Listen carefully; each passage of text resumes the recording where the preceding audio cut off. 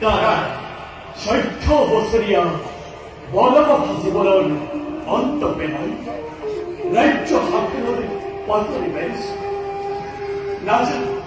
চিৰ পূজ্য ব্যক্তিদেৱৰ দৰে ৰাজ্য শাসন কৰিব পাৰিছো নে নাই এয়া সম্পূৰ্ণৰূপে নিৰ্ভৰ কৰিছে তোমালোক আৰু অযোধ্যাৰ শত শত প্ৰজাসকলৰ ওপৰত অযোধ্যার সকলের গৌরবে আছে চতুর্দিকে তোমার করে পরিচালক রাজা হিসাবে পান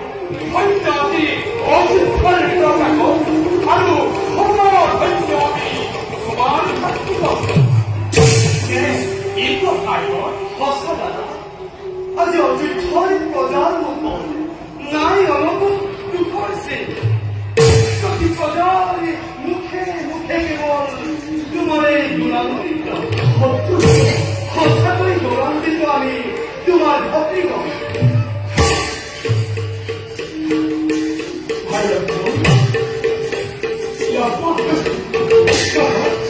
কি হল তোমার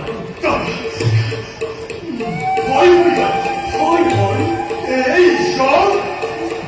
এই গৌরব আর চিরদিন অঘরে কি অমর কবি খবর না জানো ইয়ার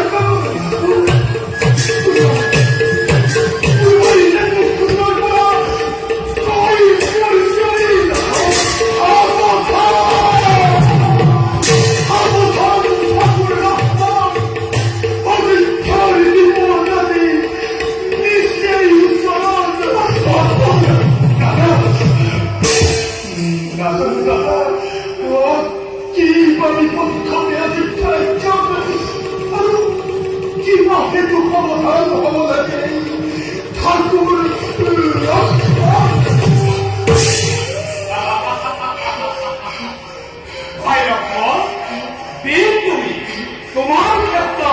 এমন সঞ্চলতার প্রভাব না ভাই